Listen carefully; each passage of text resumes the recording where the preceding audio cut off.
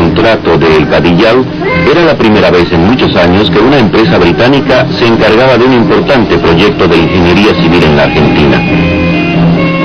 La Argentina se halla muy lejos de las Islas Británicas y la distancia aumenta más aún hacia la provincia noroccidental de Tucumán. Aquí, en las afueras de la ciudad de Tucumán, se construiría la presa de El Cadillal. Las vías de comunicación desde Inglaterra se extendían 6.000 millas por mar hasta Buenos Aires y luego más de 1.300 kilómetros de carretera hacia Tucumán.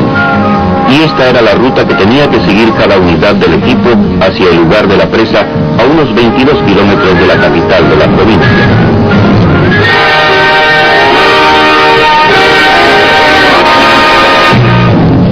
Tucumán es una ciudad bastante próspera. Y al igual que muchos otros lugares de la Argentina, su prosperidad se deriva de la agricultura de su provincia.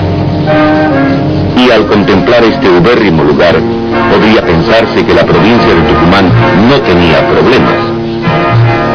Posee campos fértiles, tiene florecientes huertos de limones, y la caña de azúcar es una industria importante.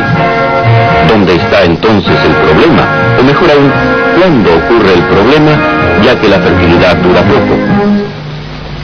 La mayor parte del año presenta este aspecto: un paisaje reseco, planicies áridas salpicadas aquí y allá por plantas resistentes a la sequía, y lechos de ríos secos que las avenidas transforman en torrentes de 2 metros de profundidad en época de lluvias. Es cierto que ya existían algunos canales de riego, pero las facilidades eran sumamente inadecuadas, y la nueva presa iba a servir no solo para controlar las aguas, sino también para proporcionar agua de riego a vastas zonas de la región oriental de la provincia.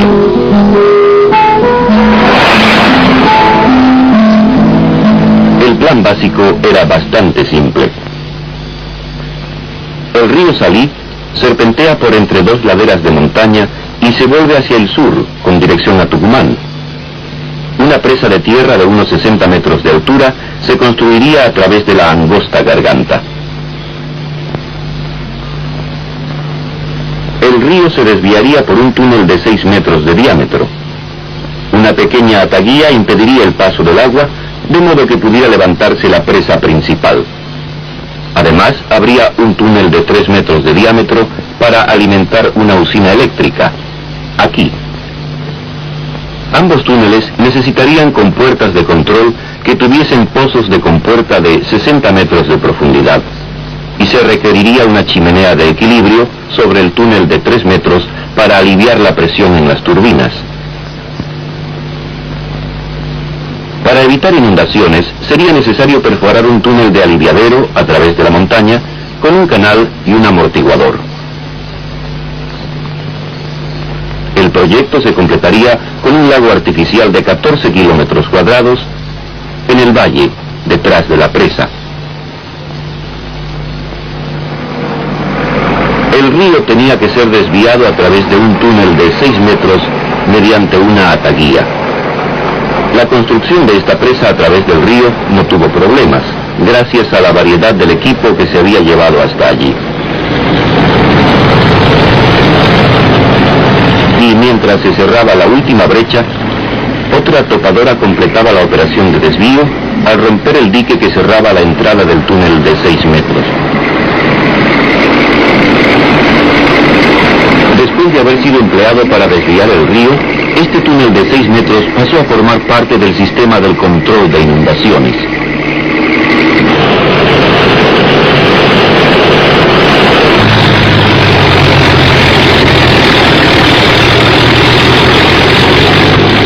En la zona de la construcción, más planta y equipo, cuyo valor superaba el 1,5 millones de libras esterlinas, se utilizaron en las operaciones preliminares de desmonte. Y pronto volvió a surgir el problema recurrente en esta obra. En términos generales, la formación del terreno era complicada. Geológicamente, el delicado equilibrio de los planos inclinados de roca se alteró al remover el terreno blando, y esto originó una emergencia que se presentó en la ribera izquierda. Al retirarse el terreno blando, se descubrió un plano de deslizamiento debajo del área pintada de amarillo. Se pensó que esto era el origen de un movimiento que se había observado en el terreno. Para corregir esto, hubo que remover 45.000 metros cúbicos de terreno blando. Al principio, esto pareció detener el deslizamiento, pero las operaciones de limpieza y las lluvias intensas causaron otro desplazamiento, de modo que hubo que remover más terreno blando. Se necesitaba actuar con rapidez, y se colocó el suficiente material de la presa como para contrarrestar cualquier nuevo movimiento. Esta operación tuvo éxito y evitó nuevos deslizamientos, si bien hubo que realizar considerables labores adicionales durante la remoción del terreno blando. No obstante, la formación geológica del terreno presentó un nuevo problema. El diseño exigía una cortina formada por inyección de cemento a presión. Pero, dada la condición de la roca, al intentarse la operación hubo una considerable pérdida del concreto líquido y la superficie en realidad se levantó. Las operaciones de relleno con lechada de cemento tuvieron que detenerse, y se construyó una galería de hormigón a través del terreno sobre la zona de la cortina de inyección de cemento. Luego se colocó un peso suficiente sobre el núcleo de impermeabilización para permitir que se reiniciaran las operaciones de inyectar cemento líquido desde el interior de la galería. El diseño y la construcción de la galería retrasó 2 meses la marcha del proyecto, estando muy próxima a la época de lluvias. No obstante, se realizó un esfuerzo y pudo así recuperarse el tiempo perdido antes de que llegasen las lluvias.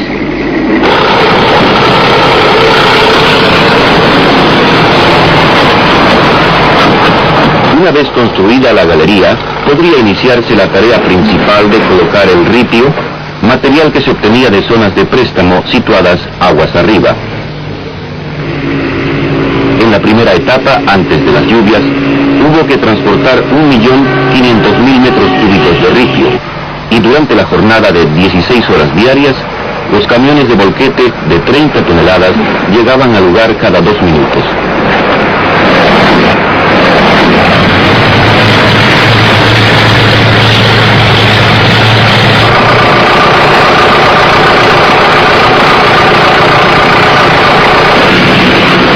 La compactación se hizo con rodillos vibrantes de pata de cabra, y de este modo la roca fue enterrándose lentamente bajo un peso suficiente como para mantenerla firme y resistente a la presión de la lechada de cemento durante la construcción y para lograr la impermeabilidad que requería el dique.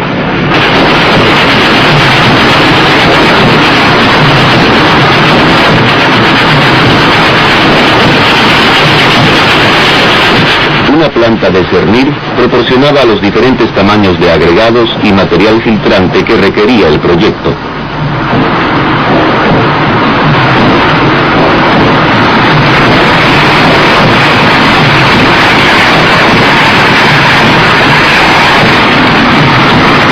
Cuando la roca quedó sellada con 2 millones de toneladas de tierra, llegó el momento de intentar de nuevo la lechada de cemento, esta vez desde la galería que había sido enterrada en las profundidades del núcleo de impermeabilización. A esta galería se llegaba por una chimenea vertical.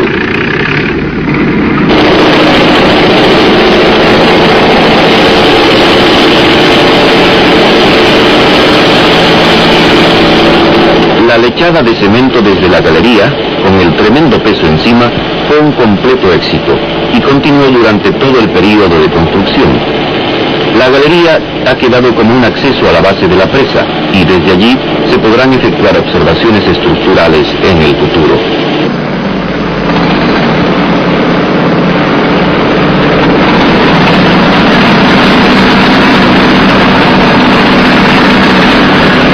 Sobre la entrada del túnel de aliviadero tuvo que solucionarse otro problema de roca. El depósito del aliviadero tuvo que emplazarse aquí, y para hincar el concreto en la superficie rocosa fue necesario insertar anclajes a gran profundidad.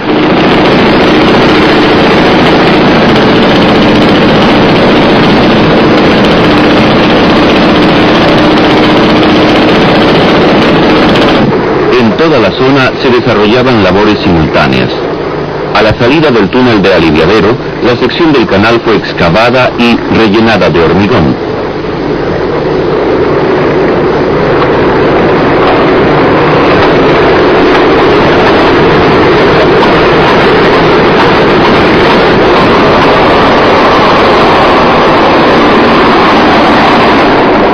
Y donde termina el canal, había que construir un disipador de energía.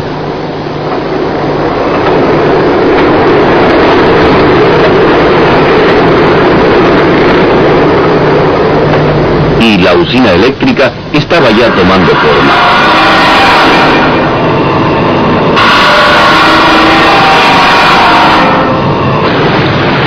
El río fue desviado hacia el túnel de 3 metros para permitir que prosiguiera el trabajo en las válvulas rompecarga, a la salida del túnel de 6 metros. El diseño requería que la corriente del agua fuese dividida mediante este manifold de 4 válvulas.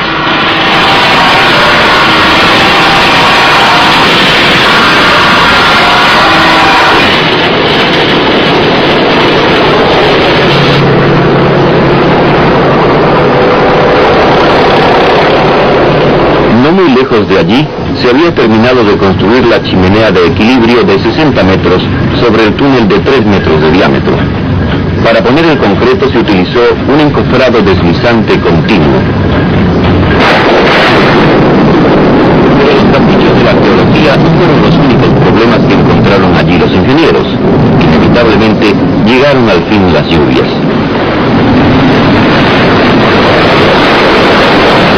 El arroyito se convirtió en caudaloso torrente y la que era antes zona árida en un verdadero tremedal.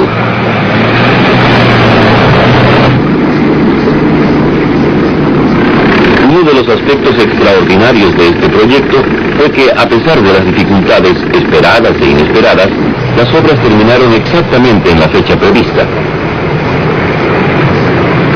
Para unir con concreto los pozos de compuerta a los 2 túneles, se utilizaron nuevamente encofrados deslizantes, suspendidos con cables desde arriba. Y el maniobrar los cables a través de la galería no fue fácil tarea.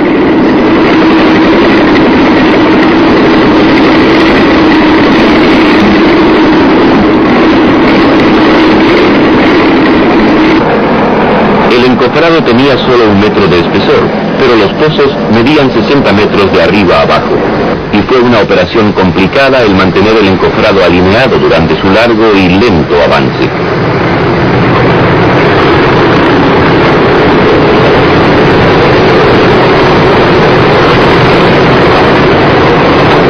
Asimismo, la naturaleza de la roca exigía refuerzos pesados y complicados. Y esto, unido a la compleja sección transversal de la galería, necesitó que las últimas etapas de colocado del hormigón se hiciesen a mano.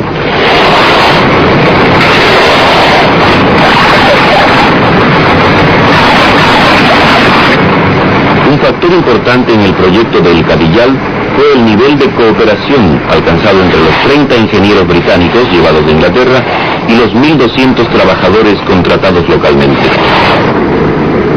Hasta ahora hemos mencionado apenas el túnel de aliviadero, cuya construcción se inició con 3 pequeños túneles piloto, 15 metros de altura y 15 de ancho a la entrada.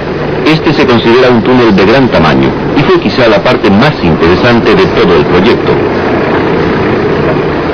El túnel de aliviadero tuvo que ser perforado a través de la montaña en la ribera derecha. A causa de las características ya conocidas de la roca del Cadillal, primero fue necesario perforar los 3 túneles piloto de 4 metros que ya hemos visto. Luego se construyeron paredes con base de concreto a ambos lados. Se excavaron ensanches laterales en secciones cortas para conectar los pilotos, quedando el techo sostenido por puntales afirmados en el filo de la roca dejada en el piso del túnel, conocido como el núcleo. La experiencia demostró que el núcleo no soportaría adecuadamente el encofrado, de modo que se insertaron bulones de anclaje. Las 30 toneladas del encofrado de acero para el revestimiento de concreto fueron introducidas en rieles colocados sobre el núcleo. Luego siguió el refuerzo y la colocación del concreto. Después Después se retiraron los soportes del techo y el encofrado fue movido hacia adelante para seguir colocando el concreto. De esta manera, en secciones de 2 y 3 metros, se hizo todo el revestimiento del arco. Cuando se completó el revestimiento, se removió el núcleo y se procedió a construir el piso cóncavo. Visto desde la entrada del túnel, cabrían en él 9 autobuses londinenses, así.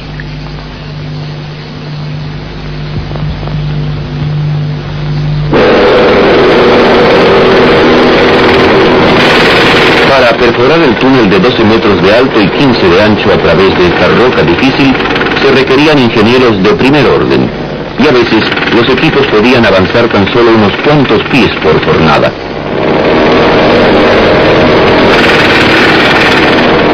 Las paredes laterales de concreto tenían que soportar el peso de todo el encofrado durante las operaciones.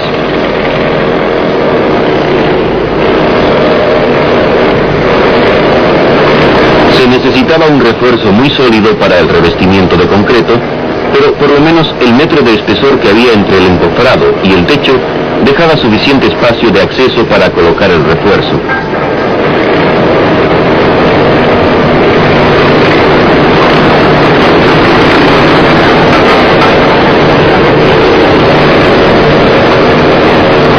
Una vez colocado el refuerzo y trasladado el peso del encofrado del núcleo a las paredes laterales, la sección quedó lista para recibir el concreto. El encofrado se extendía a todo lo ancho de los 15 metros del túnel como si fuera un arco autoportante. El concreto tuvo que llevarse hasta el extremo superior de este arco para llenar los dos lados simultáneamente. Las hormigoneras se emplazaron a ambos lados de la montaña.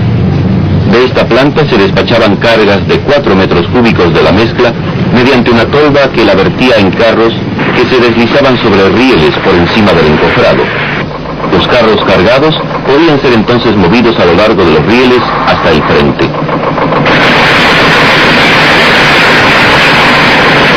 El concreto fue disparado con una colocadora neumática Pressweld mediante un tubo bifurcado en forma de Y, llenando así ambos lados del arco hasta alcanzar un nivel parejo.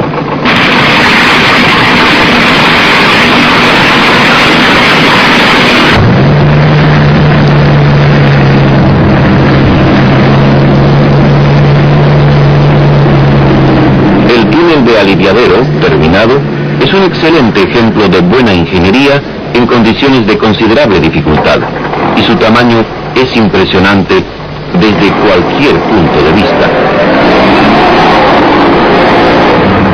Colocados ya los 5 millones de toneladas de material de relleno, solo faltaba proteger de la erosión por el agua, con una capa de riprap, la cara de la presa que mira hacia el lago.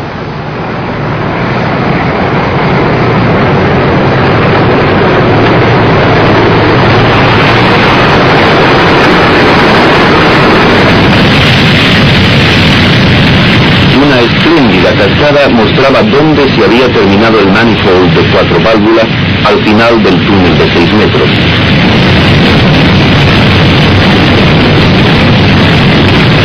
Pero se hizo menos frecuente cuando la puerta de entrada se cerró y el río desviado comenzó el proceso, que tardará un año, de llenar el lago detrás de la estructura terminada. En sus primeros comienzos, el proyecto tropezó con problemas relacionados con los préstamos necesarios para iniciar la obra, pero los contratistas hallaron la forma de solucionar estos y otros problemas que se fueron presentando más tarde. El transporte del equipo hasta el lugar, las dificultades geológicas, los deslizamientos y las malas condiciones en la perforación de túneles. Estos problemas pertenecen ahora al pasado. El Cadillal fue un desafío, pues se habían realizado otras tentativas para aprovechar las aguas del río Salí. Y el que se haya hecho frente a este desafío con todo éxito y a tiempo se debe a la pericia y al ingenio de los ingenieros británicos y argentinos.